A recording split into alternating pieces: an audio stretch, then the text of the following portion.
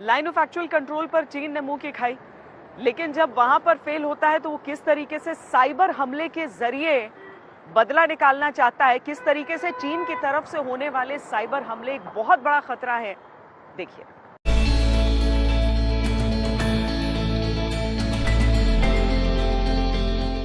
सोमवार को देश में कोरोना वैक्सीनेशन का दूसरा चरण शुरू हो गया। इस चरण की शुरुआत में पीएम मोदी और गृह मंत्री अमित शाह ने वैक्सीनेशन करवाकर देश और दुनिया को संदेश दिया कि भारत की वैक्सीन सुरक्षित और कामयाब है।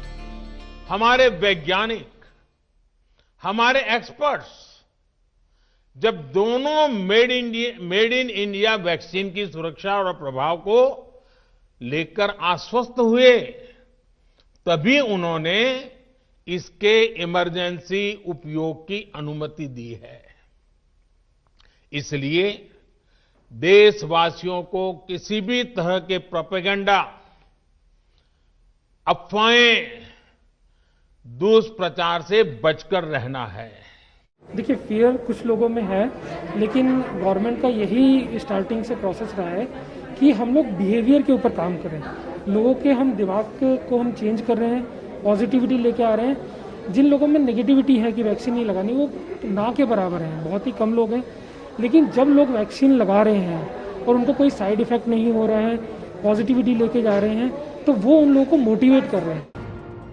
वैसे भी भारत की वैक्सीन की कामयाबी और सुरक्षा पर कोई सवाल खड़े करना बेमानी है।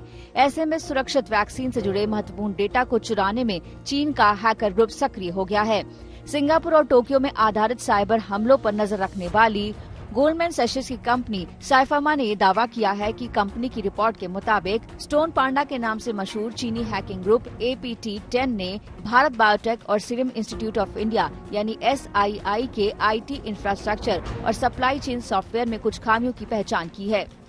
इनका असली मकसद गैर कानूनी तौर पर इंटेलेक्चुअल प्रॉपर्टी को हटाना और भारतीय फार्मास्यूटिकल कंपनियों के खिलाफ फायदा उठाना है। APT10 सीरम इंस्टीट्यूट को निशाना बना रहा है, जो कई देशों के लिए एस्ट्राजेनेका वैक्सीन बना रही है और जल्द ही नोवावैक्स शॉट की मैन्युफैक्चरिंग शुरू कर देगी। सीरम इंस्टीट्यूट के मामले में उन्हें कई संवेदनशील पब्लिक सर्वर मिले हैं जो कमजोर वेब सर्वर हैं। उन्होंने कमजोर वेब एप्लीकेशंस के बारे में बोला है और कमजोर मैनेजमेंट सिस्टम के बारे में भी बात कर रहे हैं, जिसे साइफर्मा ने चेतावनी करार दिया है। भारत में दुनिया की ज्यादातर वैक्सीन का 60% के बराबर निर्माण हो रहा है। ऐसे में चीनी हैकर्स की साजिश गंभीर खतरा पैदा कर सकती है। हम दुनिया से सबसे आगे हैं। हमारी प्रक्रिया है, हमारी इंफॉर्मेशन और हमारी रिसर्च बाकी आगे है, और इसी चीज को तोड़कर इंफॉर्मेशन अगर लेना चाहेंगे, यही एक मात्र नजर आ रही है। इससे खतरा ये हो सकता है कि हमारे लॉजिस्टिक्स और हमारे इंफॉर्मेशन जो रिसर्च के लिए बहुत ही गोपनीय होते हैं, उस पे ऊपर खतरा पैदा करने की कोशिश हो रही है। साइफर्मा ने बताया कि उसने CERT अथॉरिटीज को इसके बारे में जानकारी दी है और उन्होंने खतरे को स्वीकार किया है। Indian computer emergency response team यानी कि CERT ने मामले को उसके ऑपरेशंस डायरेक्टर SS शर्मा को सौंप दिया है। जानकारों का ये भी मानना है कि जितनी जल्दी इस खतरे को टाला जाएगा, उतना ही भारत समेत दुनिया के लिए भरोसेमंद कोरोना वैक्सीन को हासिल करना आसान रहेगा। चीन की वैक्सीन के इस्तेमाल को लेकर दुनिया के कई देशों में उत्साह नहीं है, जबकि भारतीय वैक्सीन के लिए लगातार कई देशों से डिमांड आ रही है। ऐसे में चीनी हैकर्स की पैंतरेबाजी भारतीय वैक्सीन के लिए खतरा बन सकती है। उम्मीद है कि भारतीय कंपनियां इस खतरे से निपटने में कामयाब होंगी, जिससे चीन के मंसूबे कभी कामयाब नहीं हो सकेंगे। आज तक ब्यूरो।